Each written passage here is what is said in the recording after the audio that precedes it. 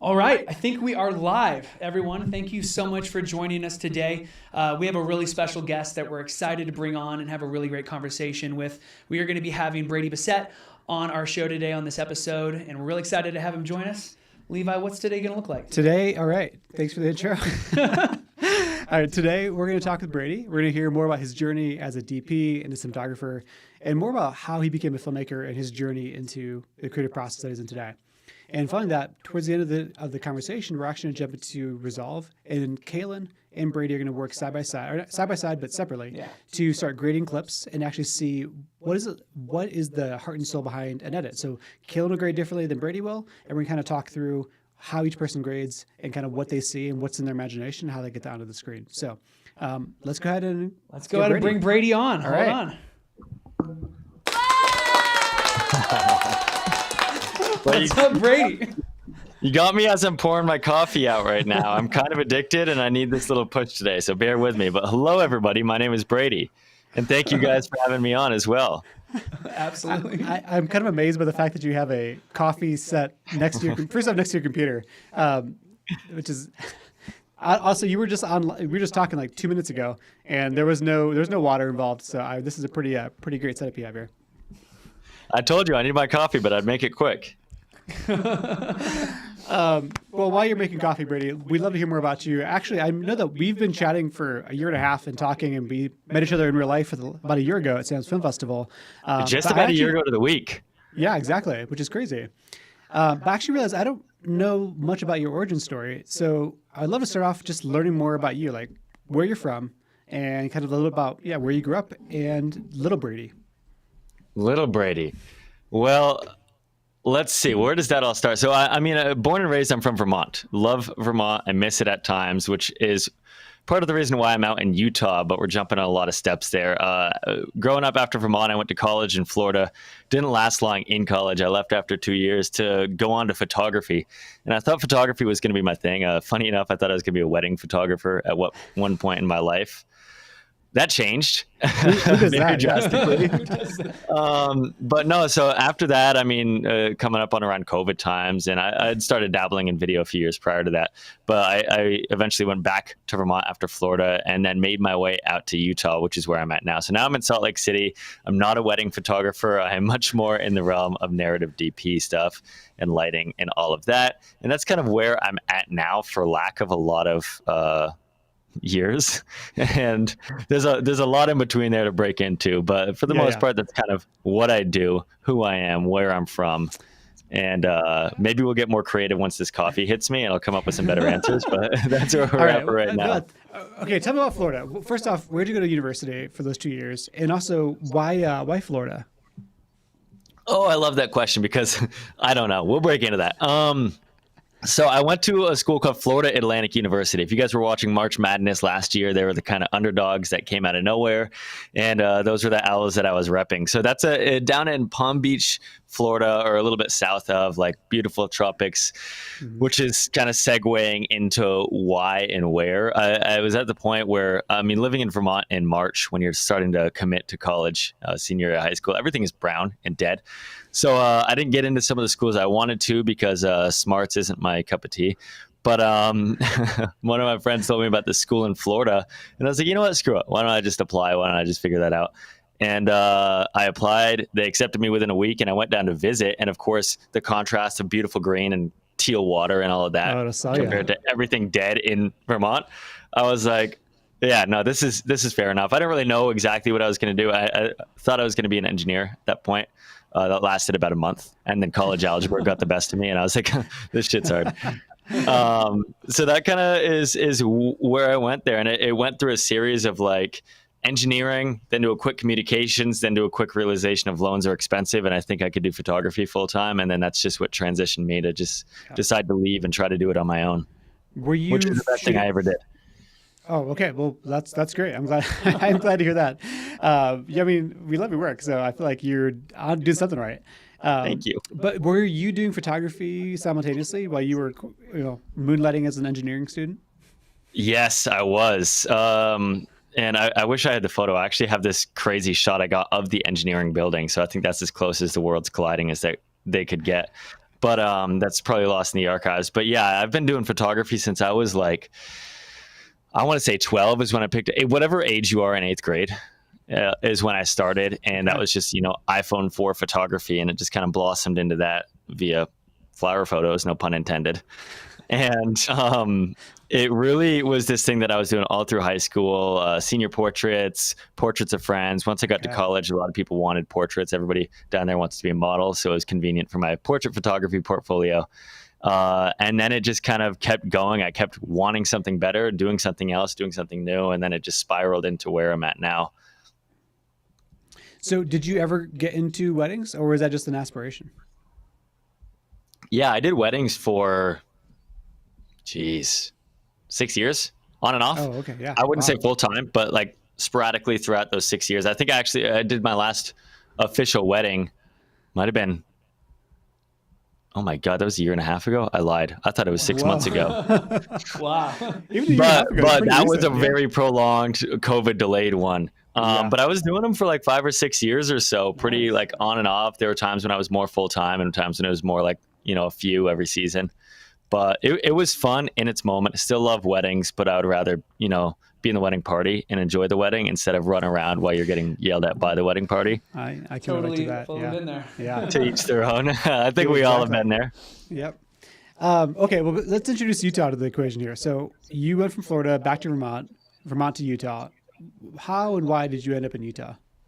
It's a similar thing to the Florida scenario with, very impulsive decisions. I think that's the pattern with me, but this had a little bit more formula behind it. I know that once I lived in Florida, it just wasn't the landscape that I liked or the quality of life. So I knew I wanted somewhere that was more similar to Vermont, but had more population that I could do the work that I wanted.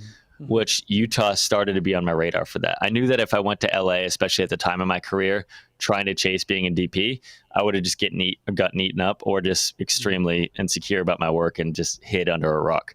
So I knew that LA wasn't an option. It's just such a big pool out there. And then coincidentally at the time, when full-time filmmaker was still with Parker Walbeck, I teamed up with him to do a course as well on lighting.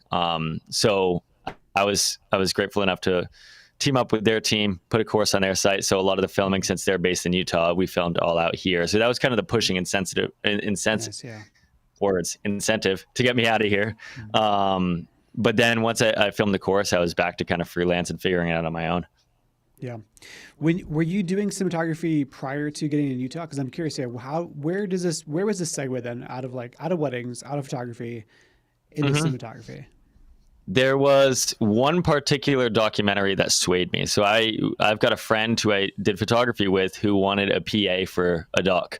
It was just it was actually a really inspiring documentary, but it was lower budget, like 5-10 crew, and I didn't even know what a PA was. I didn't know what a C-stand was. I didn't know what a DP was. But I went on there and I did it, and I started to watch them light these interview scenes, and I started to get inspired by the creative lighting of things, or the ability to push things with lighting. And then it led to me buying my first light, which is like a little 1x1 panel that you get on Amazon. I think it's everybody's first light. And then from there, I just really started to push the creative. I think that with my photography style, there was a lot of, pushing the color, the edit, because you can't really do as much storytelling wise, but I would push the color and the edit and the grade to be something that I wanted to either feel or portray or whatever, similar to kind of Reverie, but we'll get there.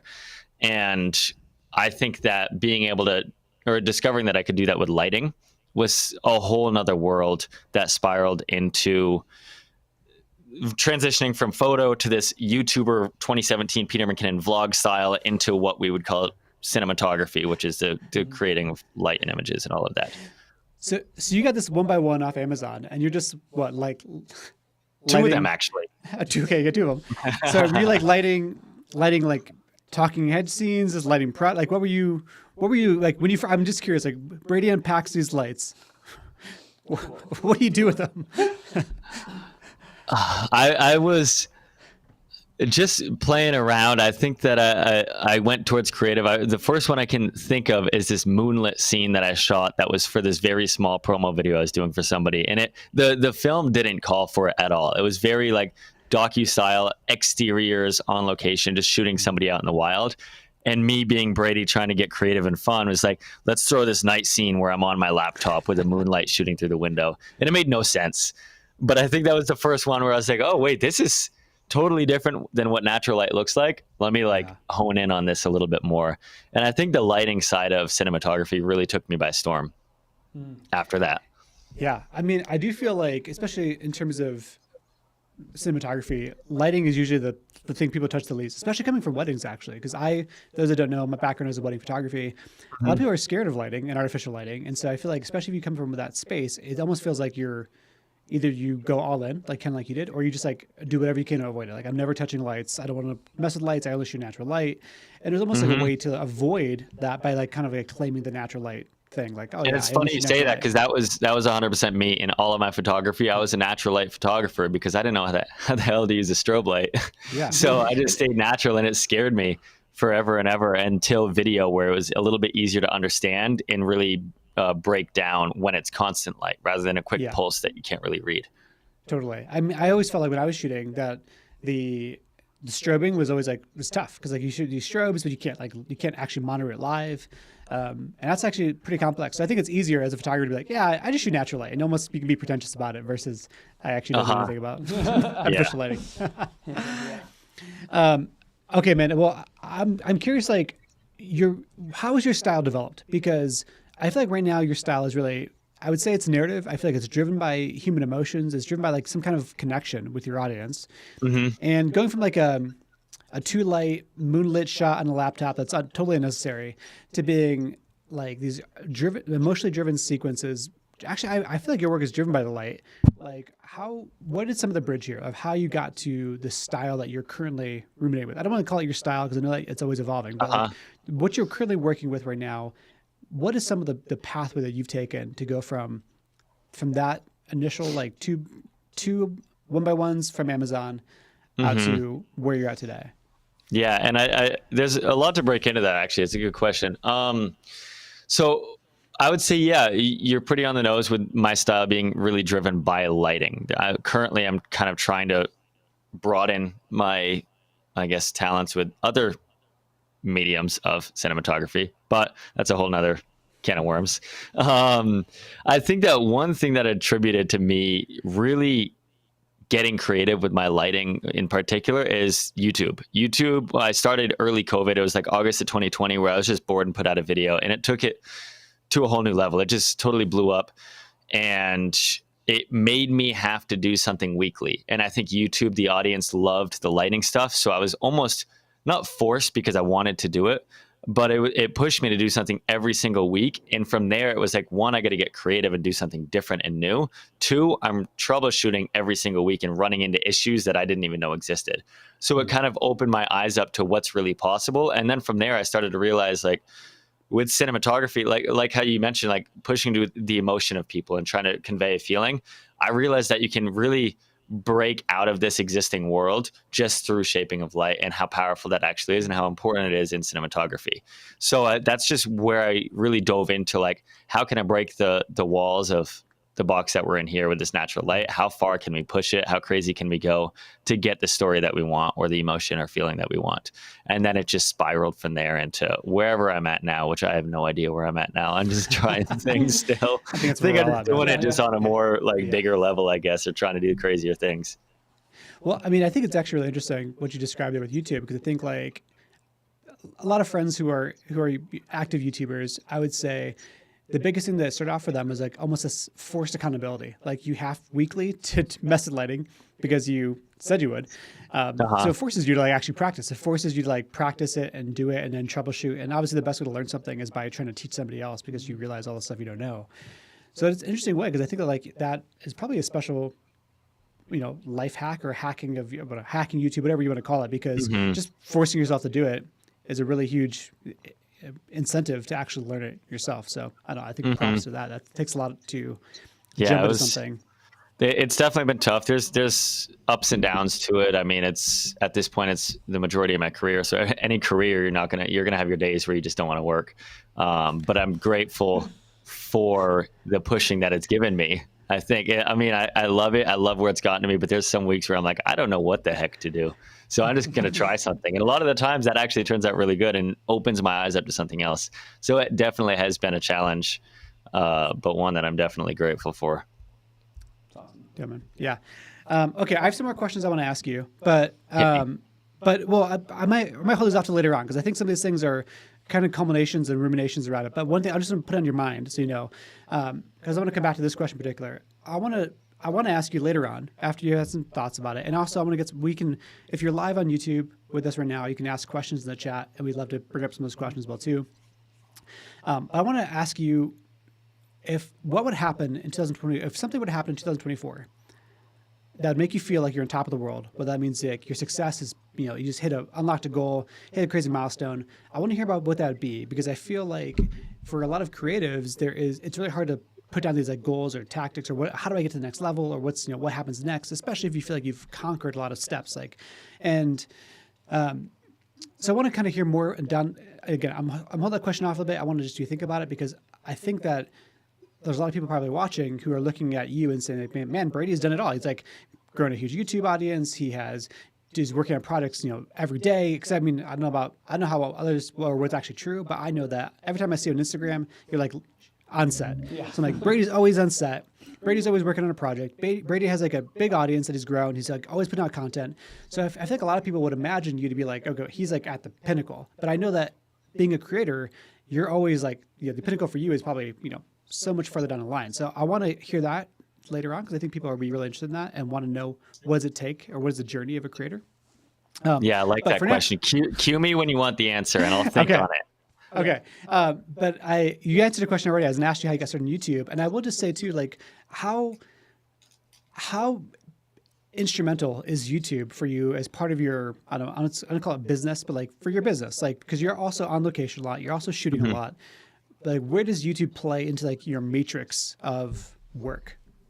I think that it's played a huge part. And I would say of my workflow, it's probably, 60, 70%. But it works great because one, it pushes me to stay working. So it pushes me to be doing new things, getting creative, learning new topics, so I can forward that on to my audience, because that's what I really want to do, is just share what I know. But the other part of it is the on-set stuff that you mentioned. So I'm on set quite a bit, and in doing so, it's giving me content to be able to put out, and two, it just keeps pushing me to get better, to be able to, again, strengthen what I know and strengthen my knowledge towards my audience. So having a brain cramp and forgetting the second part of the question. No, just more like, how instrumental is YouTube in your business workflow, your business matrix? But yeah, I mean, it really is that. And the other part of it is like the flexibility to be able to do things. I mean, with YouTube, you're able to get a little bit more like either collaboration or sponsor help, which is amazing. So it gets me the ability to be able to shoot projects that I normally wouldn't be able to shoot. And I think that's been a huge thing, is being able to just take that extra step just to be able to do a little bit more film wise, or say I've got a passion project that I really want to do. I think that just having that help of either working with other YouTubers or whatever, it just helps get me a little bit further, which then in turn, I like to say helps with the content side of things and being able to turn it around and like show it, and be able to teach more. So I'm kind of rabbit trailing with that and just going astray in a million different directions. But there's just a lot of benefits, and I guess, benefits of helping my style and me grow as a cinematographer as well. Yeah, man. Okay, I got one more question for now, and then we're going to turn it over to Kalen to talk through some color stuff and actually jump into some color grading.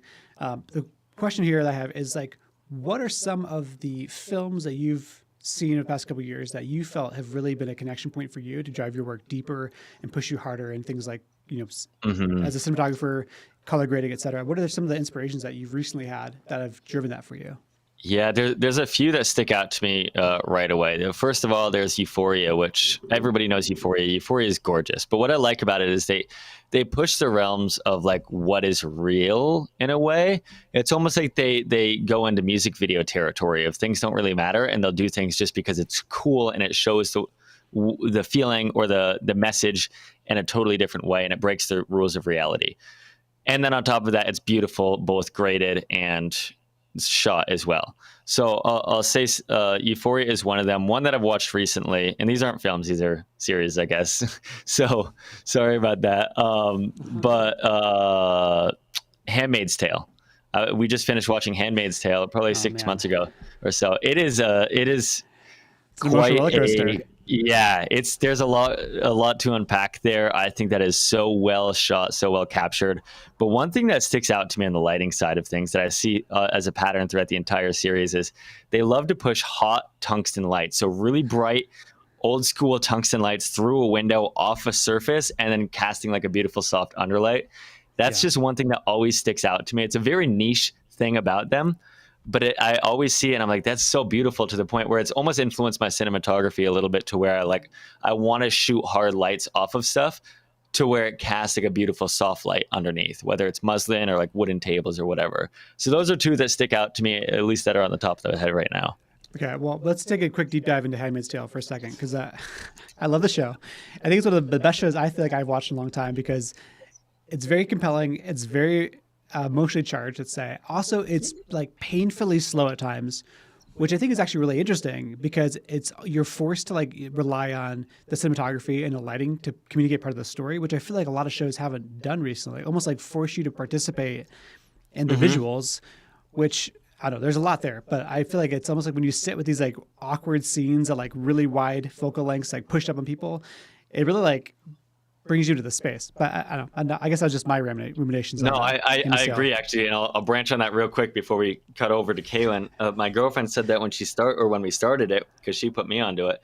And she was like, there's just these almost held out pauses. Like when you think the shot should cut and it just holds a little bit longer, and you just see the actors kill it really with this, because that drives everything home. But like just those little awkward pauses, or these like little nuanced moments where it tells the story so much with no words, with no anything. It's just like these dragged out pauses, essentially. Yeah. It's almost like kind of like, not in an uncomfortable way, but it's like awkward to watch. Like this, it works, but it's like, I don't know why it's invoking something visceral in me. Feel the way that they want you to feel. Yeah. So it all works crazy. out. Okay. We can talk Handmaid's Tale later on, because I could talk for hours now. I'm trying to get my wife to watch it. I don't think she's going to be a fan, but so I need other friends to. It's a slow burn, but once you get in there, you're in there. All right, Kaylin. You want to talk about what's special about today as well? Yeah. Okay. Well, and I'm going to switch to something too for us. There we go. Oh, there we go. There we go, baby. Today is a special day because we have been working with Brady on the REVERIE light collection for about a year. It feels like a year since we've started the conversation. And well, I remember in LA, Brady, we were talking. I was like, you were asking me like, okay, what do I need to get you for assets? And we're like, okay, here's the things we need. We need X, Y, Z, etc. So this conversation is well over a year in the works, which is, I don't think people realize that though too. Like this is one thing that I think I want to just like share, is that a lot of these collaborations take like 15 months to go from like first conversation to actually a product being released. So today's a big day because this is a lot of work that goes into this product. And Kaylin is like obviously the person driving a lot of that forward. So Kaylin, I just kind of wanted, before I dive in, because what I think is going to be really interesting about this live is I've always been intrigued with how people grade the same shots, because color grading is subjective at a point. And I think it's really beautiful to see different people putting different context into the same visual and how they interpret it. And so we have a sequence where I'm going to grade a few shots, and then Brady's going to grade a couple shots, and then we're just going to look at them and talk about how does this make us feel. And part of that is built with the mindset of emotion and how we want that evoked through color. So Brady, if you really quick before I start diving in, if you wanted to talk a little bit about your current workflow with color and how this process kind of was built out with your vision in mind for your projects. Yeah, and I think that I'm glad that we mentioned the photography kind of journey early on, because I think that's translated over to my color process now. I think that with photography, I would want to push my colors, a lot of it was landscapes or portraits, push that towards the emotion that I felt, or what I personally felt when I was in that environment. That's really what my goal was early on. So I think that when jump 10 years forward to now, I want to do the same thing, but with my cinematography. So it's whatever emotion that it could not be what I'm feeling, because it's with cinematography, it's more staged and planned out.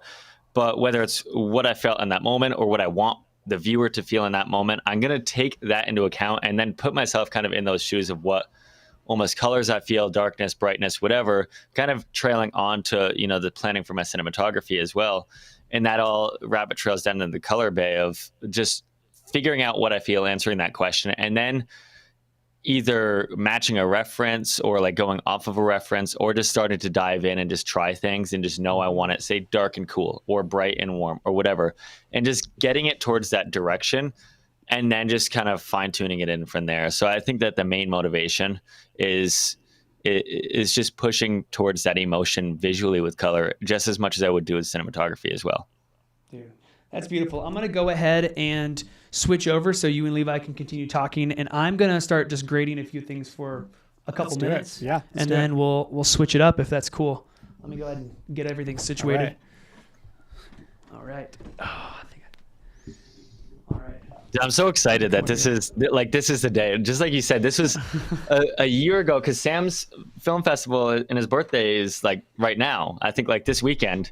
So it was a year ago that it was like our initial, what do we need? Like, I think that we had our first meeting maybe a week or two prior. And then you came up to me and you're like, hey, I'm Levi. I was like, whoa, this is like all happening so fast. And now we're here like a year later, which is even crazier. Yeah. I will say that these journeys are wow. I mean, even with Sam, when we released his Let Pack, we had been talking to him for probably about a year as well too. So these things are like very, very in depth. It takes a lot of time. Oh, actually, since Kevin's grading, let's talk about Norway for a second, because I think when we met, you were about to go on a trip to Norway. You're right. Wow. Yeah, because we went March 12th or something, and that was February 20th. So we were a couple weeks out. So that was a personal project for you. I'm curious, tell us about how do you pick a personal project? Because I feel like that is, I feel like you probably have a lot of opportunities. So where are you determined to put your time? Story. I think this is a really fun story. So I've seen the Northern Lights a handful of times before. I love them. I feel like I've always had some sort of connection to them ever since I was a kid. They're just so fascinating. Which there's some whole other things about me having dreams and them happening the same day. We can talk about that later. It's crazy, mind-blowing.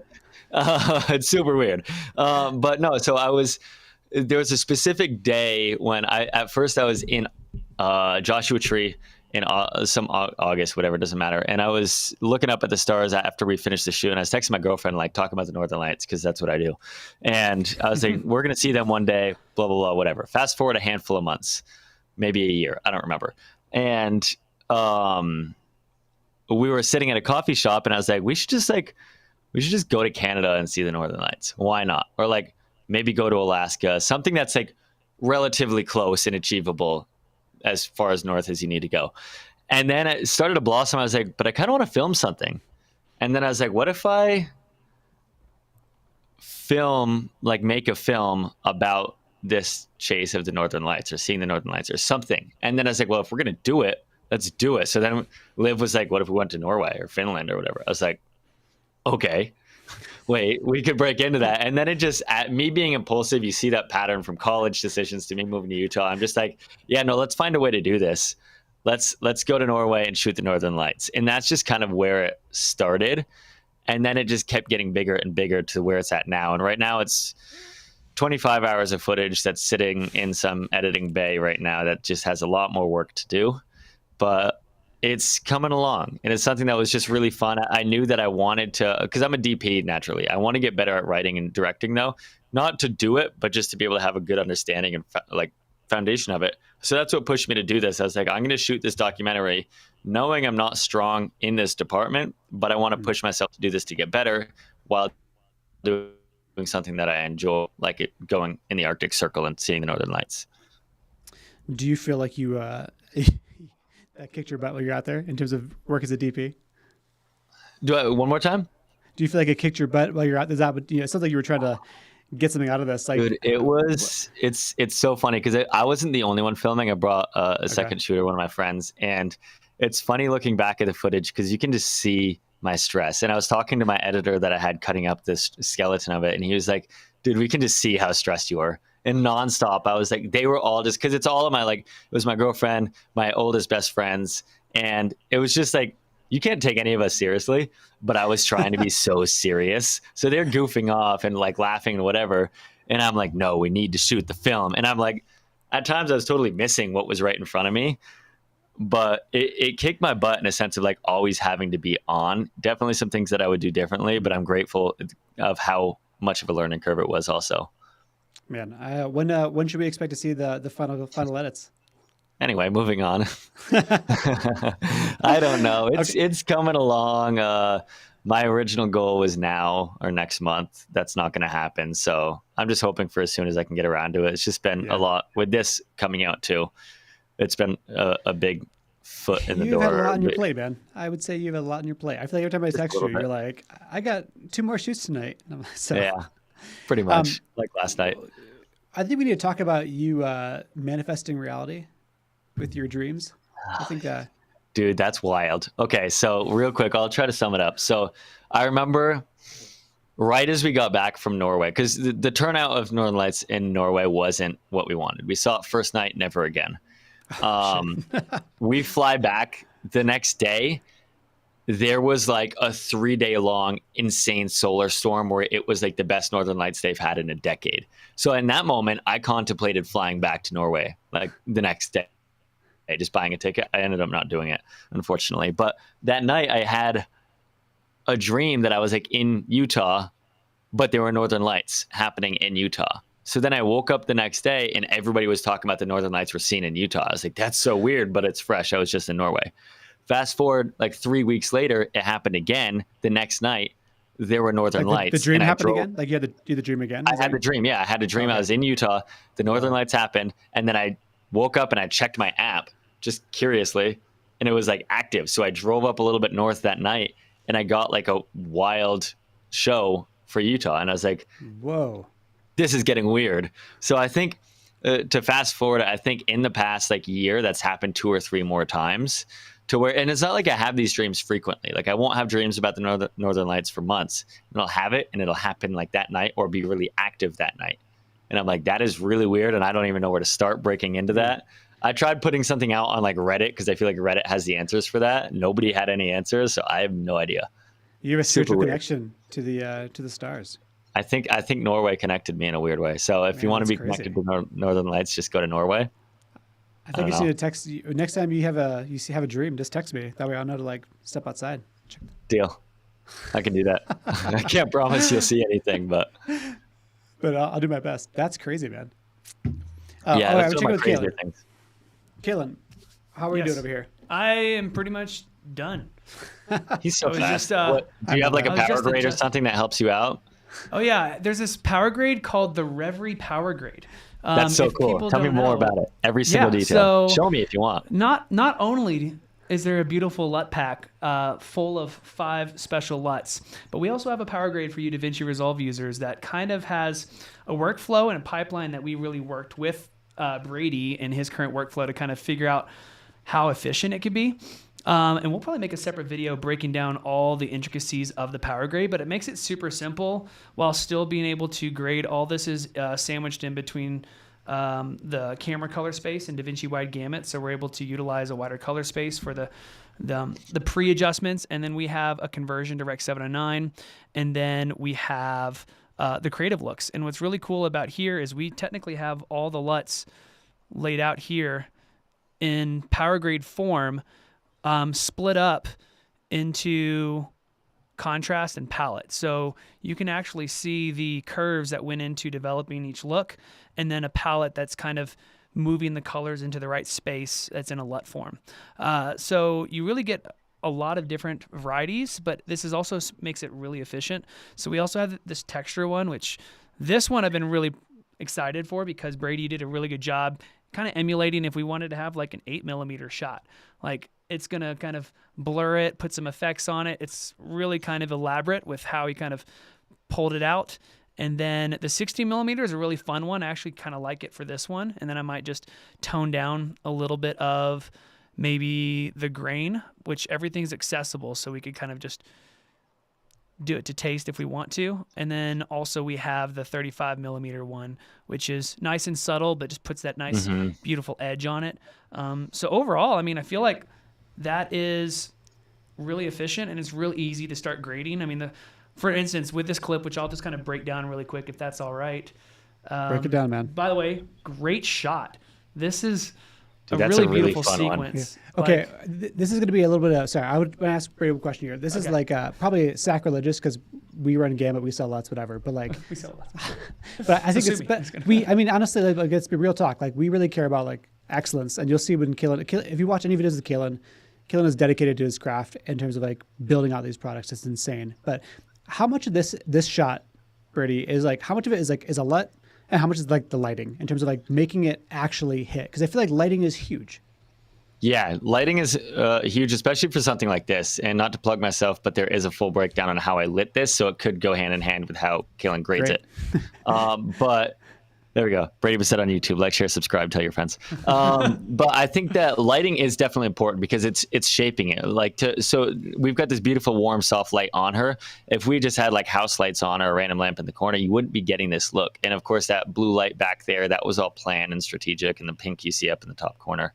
So I think that there's not one that's more important than the other. I really do think that some people say like shoot everything in camera. I think that color is just as important because I have had many films where I have beautiful shots, or in my opinion, they're beautiful. They come out amazing. And then they go to the color bay and they just don't match the look that we lit it for or shot it for. So they really are something that goes hand in hand. This shot, by the way, so this is straight out of camera, and then we just added our baselut conversion. And then it's really pink and red. Is that the light that was there, or was the white balance a little bit shifted? I think what it is because that was just lit off of a bulb, and I think I bounced it off of either muslin or my wooden floor. If it's my wooden floor, when I was living there, if I remember right, it's a very like deep cherry. So I think that it could be casting that red back up. Or something that she had there was red, casting that back. Because actually, no, I can tell you what it was. I wanted a really warm light. In the aperture bulbs, I brought it down to 2000 Kelvin, which is very, very warm. It's almost like fire warm. So I think that green magenta shift, as you get into that deep 2000 world, it just skews. So that's probably where I got that really deep pink out of it.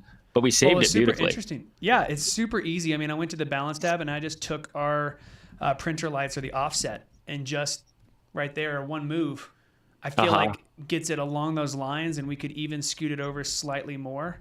So right there. And then I just tweaked a little bit of exposure and contrast. So just kind of brighten it up a little bit. And then I brought down a little bit of the saturation in the HSV color space, but then adding your liminal LUT. So this LUT is super eerie and green, but really cool. So, I mean, I would probably take down the intensity if I wanted to probably like 0.7 or 70%. And overall, I mean, I feel like that looks really dynamic. I mean, you have that contrasting color palette too. That's starting to lean green in the skin tone, but they're still on the skin tone line, which is really cool. Yeah, and it's one that because a lot of my style always is motivated by like that, the eerie sodium vapor, like deep orange parking lot lights, or like these really warm tungstens and contrasting fluorescence. And that's exactly like the root of where liminal came from, is just having that look of these kind of like grungy greens, but still doing it in a clean way. And it's difficult to do. I've spent a lot of time trying to perfect, and it wasn't until Kalen came into my life to where he did a lot better job than I did. But perfecting that, like that green look, but still retaining like color contrast and skin tones, and a nice level of exposure. So it's a tough thing to do, and I think that, I mean, it looks pretty damn good on that shot. So that's one of our favorite shots through this, which is funny because I never would have expected that. That was just a fun little, a YouTube video where I needed something and had to learn something new. So yeah. I just love the colors, and I love, what's going on in the clip. I feel like there's just so much there that my eyes are just kind of dancing and having fun, because you can kind of take this in different routes too. So it's been fun playing with these clips that you've had. I want to go ahead and let you start diving into grading some clips if you're down with that. I would be happy to. I'll be able to switch over. So if you want to get your Resolve project pulled up and start messing around with some of the clips, we might be asking you some questions as you start diving in, but also I'll be talking with Levi through some of this. So let me go ahead and switch over to a new layout. Let's see if I can. And this is a question for both of you guys, but from Soul Film Co. They're looking for a simple interview light setup. They currently have a 60X, but want to add another light to the arsenal so they could have a key light and a hair light. So any recommendations on a simple interview light setup with the 60X as part of it? Oh, hold on. Let me read this as well because I was setting up my Resolve. So, oh yeah, here it is. 60X, but want to add another light to an arsenal, so I can have a key light and a hair light. I think that the 60X is an excellent hair light. It can work as a key light if you got a controlled environment, but if you're battling Windows, it just might be tough once you soften it up through a softbox.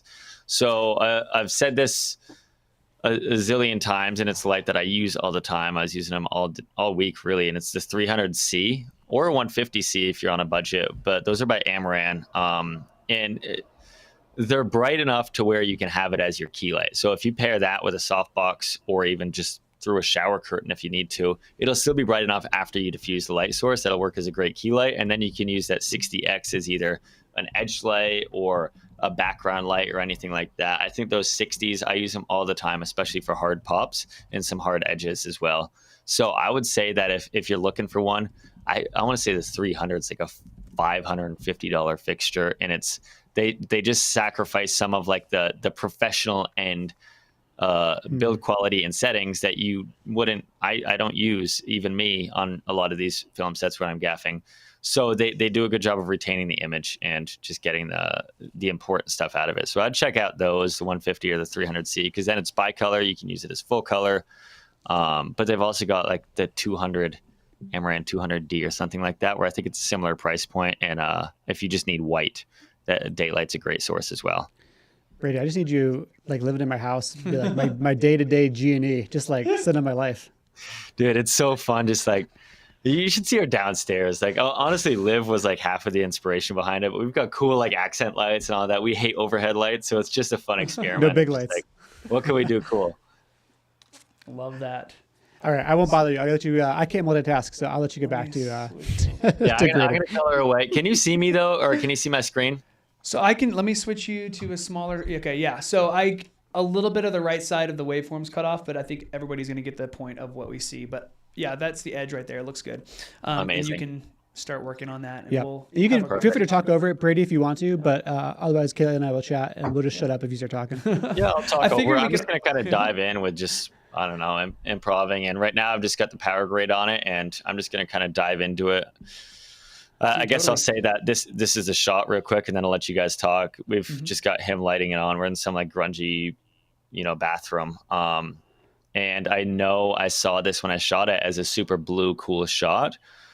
I'd be keen to see what liminal looks like with that green look, but I'll typically find like a nice frame where I like that can, do all. And then I'm just going to start plugging away here.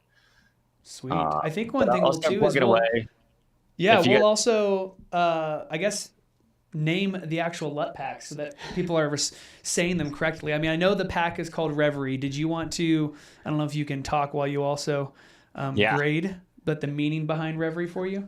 Yeah, so Reverie, it's a really cool word. I think that, in simple terms, for lack of better description, it's pretty much like this feeling of daydreaming. And daydreaming on like an emotion kind of way. And I'm blanking on the specific description of that, but that was motivated by kind of how we've been talking about is like, I want all these looks to be something that you can like sense and feel much rather than just something that looks cinematic or cool or whatever. I think that all of them deserve to have a certain feeling. So by having this name of Reverie, it's like kind of daydreaming back on this feeling. If you look up the description, it does a better job than me while I'm on the spot doing it. No worries.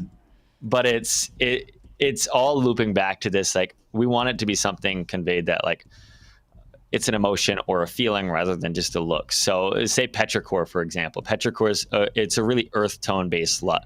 I wanted a lot of these earthy tans and all of these tones to mix in there. And Petrichor is, if you don't know that description, it's the smell that the earth releases right before it rains. So if you know that it just started raining or it's about to rain, you smell that really earthy smell. And that's a sense that I love. It just brings me back to like being in the woods in nature. And that's exactly where this LUT brings you looks wise. So kind of looping it back to that, it's all about this overall almost experience type of thing rather than just saying something that's like earth or dirt or whatever. Those are terrible names, but like just getting in that direction.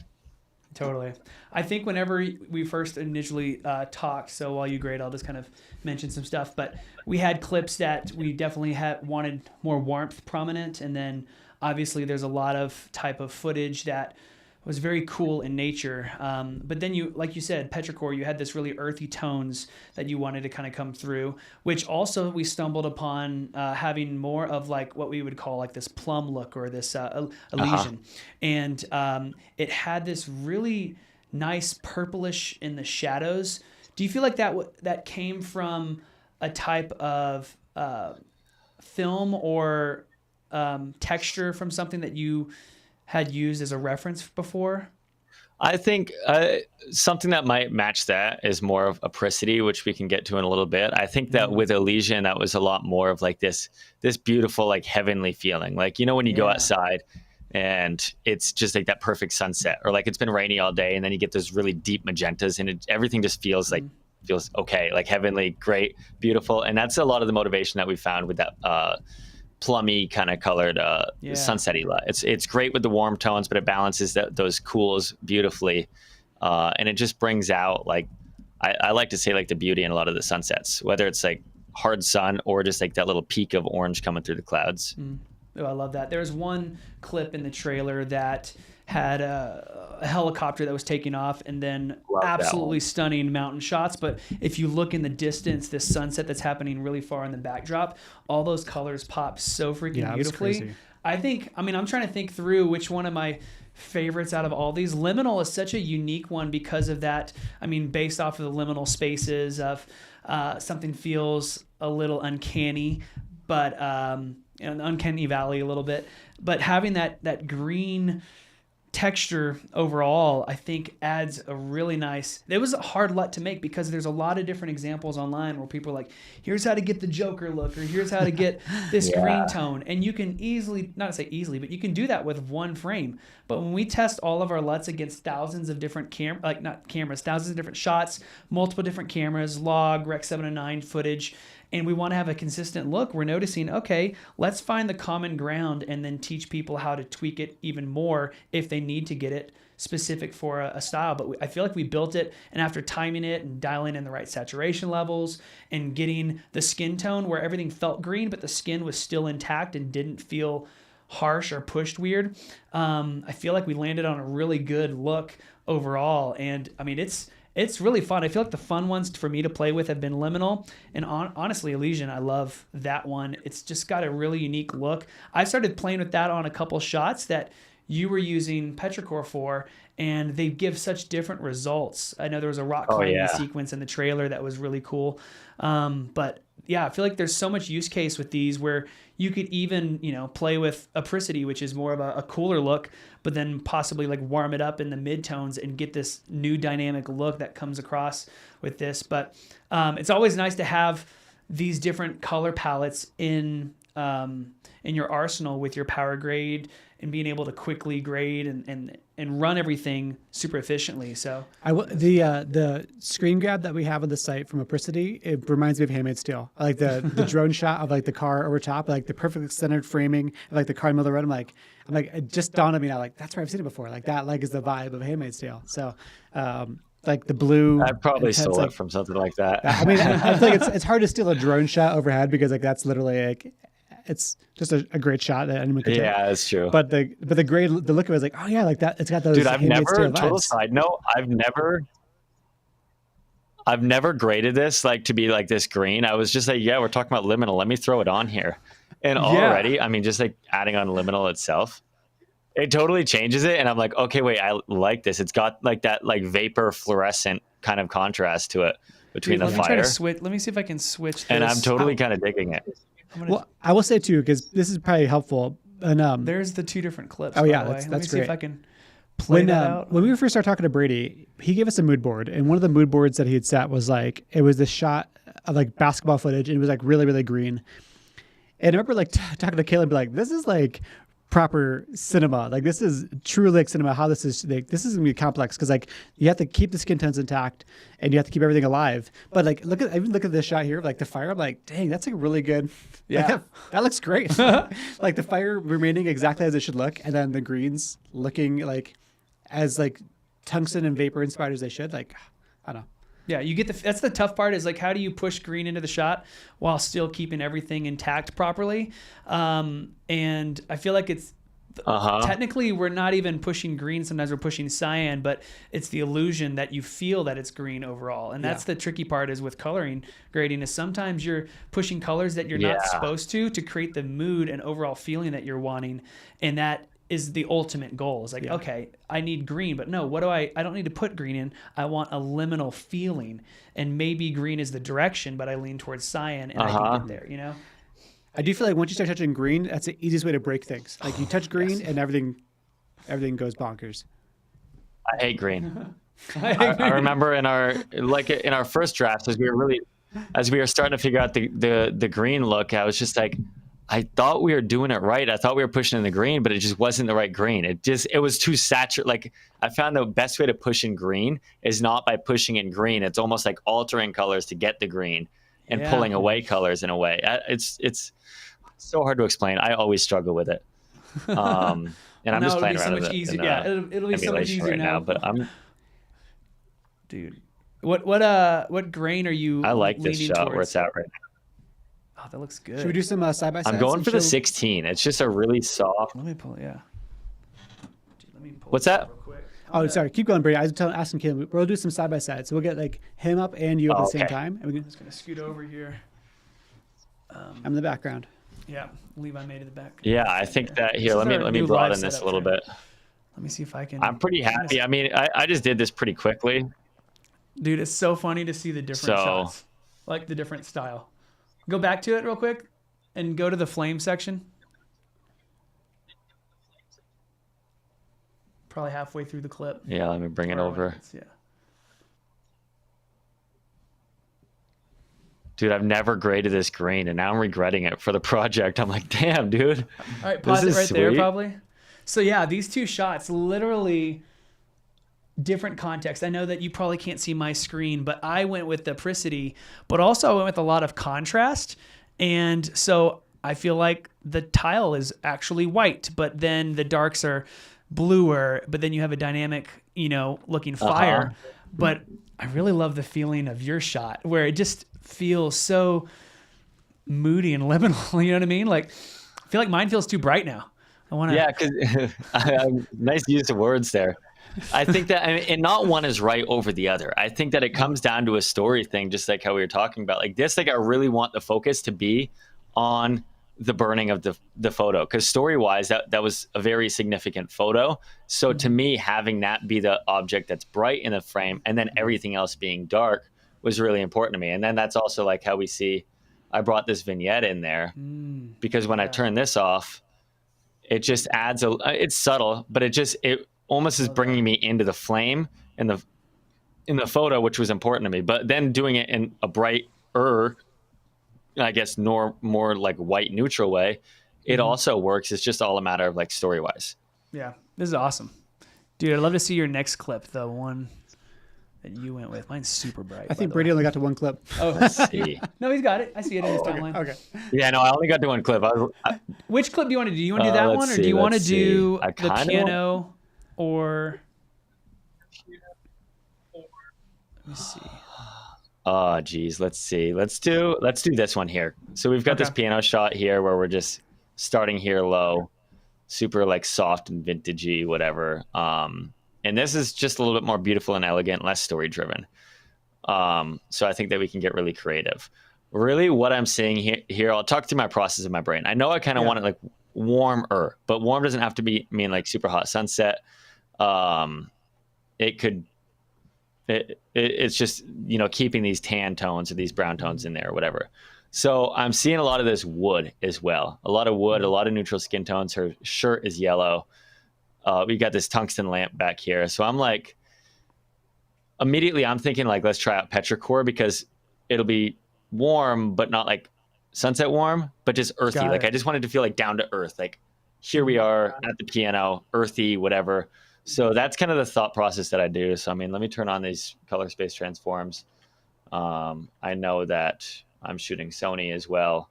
So I'm going to bring my S-Log conversion. And of course we do our 709 conversion first. So then before I do anything, I'm just going to kind of balance this image out a little bit more. I see these hand highlights are a little bit strong. So I'm just going to tame those out a little bit with the highlight slider. And then I might bring in just a little bit of shadow and just kind of try to flatten it out a little bit. Okay. I think this is always my style, is to try to have my exposure in this lower half, like 700 minus. I might have you just grab like the things bottom. dark. I might have you grab the bottom of your resolve and pull up a little bit. I'm missing a little bit of your color wheels in the live stream. Let me see if that. Keep going a little bit more. There we go. More. Oh yeah, I see now. Okay, yeah. Yeah. Sorry, I think the layout that I switched to How's that is a feel? little bit different. That feels better. No, thank you. Good save. So I was just bringing down the highlight slider right there is how I did that. Okay. And that just kind of softens that out. Gives it a little bit more film look, I guess, rather than digital. I was shooting on Sony's, and they sometimes have that digital sharpness up there. You can actually drag it up some more if possible, a little bit more. So I've got it to reference highlight slider. Once it's there, it should be in frame, it looks like. Yeah, I see it. So then by perfect, and I'm going to bring in a little bit more of this mid-tone range as well. So I'm just setting it up for right before I add in the creative look, and then that's our exposure there. Nice. So let's see. I'm going to go straight to petrichor. I'm going to disable that one. Petrichor again is that earthy one, and let's just turn that on as well. I did something wrong. I tell you, I did something wrong real quick. I'm still learning this, okay? I think I'll tell you what I did. Worst case, you could always the wrong just... one. This is me being... This is because I connected them wrong. This doesn't happen. I just linked them very poorly. Okay. That looks a lot better. So now that's, Yes. It's getting there. I definitely did a bad job balancing it. And that's what I'll do. I'll get it to where I think it needs to be. And then once you add in the creative, it just needs a little fine tuning. But that's when I just go back to this exposure tab, and I'm just going to bring up midtones a little bit, maybe some of my shadows. And I'm doing this very quickly as well. Grady, do you typically tend to grade clip by clip like this, like moving into all the midtones, highlights, like especially on a short story? Like how much tinkering are you doing like on a clip level versus like on the entire timeline level film? Yeah, timeline level. I think that if I'm doing a bigger project, I'll take kind of a hero shot. So, I mean, we do have this wide. I wanted to come straight to this beauty shot right here. But if there's like 7 shots in a sequence, I'll do the hero shot that kind of has the most information in it. The brightest highlights, the windows, the whatever. So that way when I bring in to the details, I already have a base look, and I'll copy that over to the closes, and then I'll just fine tune it from there to just try to match that same look. But this is I'm treating it as a solo shot, so I'm just kind of diving straight into it. And one thing I totally forgot, I know this lens, it's an old lens, so it's shifted super warm and yellow. So I'm just going to bring in some of this cool in the offset.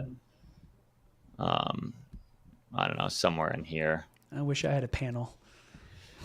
I think it's a video we need to talk about, Kaelan, is like how your lenses I love my panel. Oh, nice. Yeah, I'm just because this lens, it's one of those vintage primes that have. So that's, I mean, this is turning on and off petrichor from Rec 709 there, just to give an update on that. Got it. And I think I might just to add a little bit more blue in the shadows, just like a cyan blue a little bit more, just to bring more focus onto here. Don't know how I want to do that yet, but it's interesting. Sometimes I'll just go on primary, and I've found myself having to do. Actually, yeah, I went with Solaris on my end, but then I also killed down the balance though. Like I took my offset more to cyan blue, but it has the warmth tone, but it feels it's a completely different look, kind of. or not a completely different look, but it's got a different vibe. Oh, So it is a instead of totally it- different yeah. look. So that could It be does like have a that totally launch different Solaris. So cool. I mean, this is a general idea, and maybe I'll add in some texture as well and go to, I'm feeling 16 right now. Call me crazy. I had 16. I just switched to 35 and cranked the grain Just up a little because. bit more, but I feel like 16 would be good on this one too. Yeah, just because it's super soft. I don't know. I like this. All my shots I really want to just be soft. Like I don't like sharpness, so let me get rid of it with some grain. But the nice thing is we can go in and just customize each one. Like say it's a little bit too much, you can just go to that OFX. That's what's great about the power grade is you can just custom change everything how you want it. I get like a little bit of this halation. Same with halation and really everything throughout the grade. It's just this shot looked. Did it have some kind of mist filter on it? It looks like there's a slight glow. Of course it did. It's me. And the lens is from like the 60s, so it's like a super Takamar. So the glass itself is just very glowy. Yeah, it looks. I mean, when you pair it with the right grain and everything, somewhere in this world. Looks good. A question here we've been asked is, I'm new to Resolve and wondering when you would need to use the layer or parallel type nodes versus the serial node. Yeah, usually the parallel node is whenever you're. That's a good question, Kaylin. Yeah, do you want to touch on that? I'll do the. Yeah, I haven't played with the layer mixer as much, and it's pretty much a hierarchy where one is affecting in order, parallel is being summed together. So here we have kind of like the layout with the node tree is we have our conversion to Rec 7 and 9, and then we switch back into DaVinci Wide Gamut just so that these tools work in a wider color space. And so we have a primary node that you can use to grade before the creative look, but after a conversion. And then we also have pre, which is before conversion, and then we have a final trim, which is after the creative look. This gives you all different reasons because people like to choose in different ways that they want to have it. So we laid it out in 3 different stages, all with this teal color for the node. But we'd have primary, and then we paralleled it with HSL. So ideally, primary would be any kind of adjustments that I would want to make. I would make it here. And then if I wanted to get specific with like saturation, or if I wanted to have something in the curves and I wanted to use the hue versus luminance or sat or the hue versus hue, I could split them out and I could just keep adding more and more parallel nodes. And it's getting one input and then they're all being affected individually. So it's not like I'm making an adjustment and then making another adjustment, but it's playing after it. Parallel is nice when you want to separate different things without being affected by each other, is how I've used parallel nodes. I'd say you'd probably use parallel nodes a lot more than layer mixer on more traditional node structures, but that's the direction I would go. Layer mixer is a little bit different, and I need to study up a little bit more before I give you my response on a layer mixer. But it would be like, I think the bottom channel is impacted first and they're kind of stacked. So people would do that a lot whenever they're mixing like a luminance or a color affecting the other shot. You can get a lot of crazy results with the layer mixer, but if you're starting off, I feel like parallel will probably be your most used node structure before layer mixer, if that makes sense. Awesome. Thanks, Galen. Okay, guys, I don't want to... Also, I want to take a second to talk about. Oh, go ahead, Brady. I was you going to can say, kick me hey, out, and you can talk if you want. No. I was going to come back to the question I asked you at the top of the call. As we've been here talking for about an hour now. But Brady, you go ahead and finish your thought, and then we'll kind of wrap this up by closing out that question I had framed you earlier on. I'll repeat the question too. Perfect. Love that. So we were talking on this shot here on the left. We can see both of them, right? Yeah. So this shot on the left, I told you, was on that color shifted lens. This, I switched lenses. This was a 35. I remember they have 2 totally different, I guess, complexions to it. So when I copied it over, it looked very different, even though it's the same look. So that's to kind of loop back to your question of what do you do when you've got multiple different shots in it. I'll pull them next to each other and just look at it, because I would hate to just disregard that and grade it like that. You want to keep in mind that it's being continuous. So I went into the balance tab, and this is all like, what you're doing to set your clip or set your shot up before you get creative, I guess. So I just went into the balance tab and I just pushed back in these. I was getting a lot of these magenta tones and stuff like that that wasn't there before. It's definitely rendering green. So just bringing back into this color balance and just to set it up to make sure that everything is continuous, if that's the word I'm looking for. That's the word. That's the put in the dictionary. That's the word. You heard it here first. You guys know I dropped out of college, so. You're making your own future, man. You need college. All right. All right, guys. Well, we have been here for coloring about an at hour. this point. Let me switch over to Brady here. Yeah. Thank you so much for joining us. We're going to close out by asking Brady a question we asked him earlier in the day or in the conversation, which essentially was, after all that's happened, all he's been through, all the stuff he's worked on, it's easy to like maybe putting these milestones on him, like, oh man, you've accomplished all the things essentially. But I feel like each person's always on their own journey, and obviously Brady's on his journey. We're on our journeys. Brady, if there's something that happened this year, like what would be the monumental goals, milestones that would hit this year that are on your list, or what would make you feel on top of the world? Like do you want to accomplish in 2024? Well, I think that it's tough because I checked the first one off, which was just being on a live call with the team at Gamut. So I don't really know what to do with the rest of my year. But if I were to pick something else, I think that, of course, there's always on the table of feature films, which is something that, of course, interests me, but it might not be like the pinnacle thing of something to do. I would love for just a film. Let me think on that. I told you I'd think on that, and then I got distracted with grading. So here we are again. I think it's kind of like a small milestone of just like a film that I would love to do something like written and directed by myself, or at least like concept written and then having a writer and direct it myself, just kind of have my little brain baby, essentially, like something that I see through all the way to the end. And I might not do every single role because I know my weaknesses, but I want to at least oversee those roles, and just for the sake of doing something to get better, almost like have a little baby that I just conceptualize, help write, direct it through, DP it if I can, like a director DP combo, and then to see it through all the way to the end. That would be something that I would love to do this year. It's difficult because there's just a lot that would go into that, but I think that it would be really cool to see that happen and just see this little brain baby come to life. And I don't have an idea or concept yet. I think I'm waiting for it to hit me, but just finding something that I could, take and see all the way through and have full creative control over and be really proud of it. Would it be the cherry on top at the end of it all? I mean, dude, that's the goal. I mean, actually, I've been working on some ideas myself. Yeah. I'm like, I'd love to do that to myself too. That sounds incredible. All right, you heard it here first. Brady, 2024, releasing his first short or feature. Self-written and directed feature film. We start production next month. That's right. Hey, it's not a joke. It's serious, Kaylin. Yeah, do the air horn. Sorry. There we go. There we go. Well, he hit the wrong button, guys. That's right.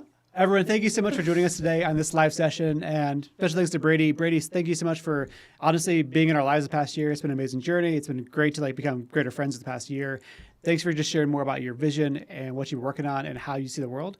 And yeah, Kaylin, thanks for make great product, but also just for guiding us through your vision on creativity as well too here. It means a lot, and I know it's really helpful for people to see what it's like to take an idea from concept to grade, which is a huge task for filmmakers. So thank you all for joining in, and we will catch you all next week. Thanks so much, Brady, for coming out, man. Appreciate it. Cheers. Thank you, guys. I love you all. Thank you for tuning in for whoever's here, and go buy the Reverie pack right now, please. I love you. Bye.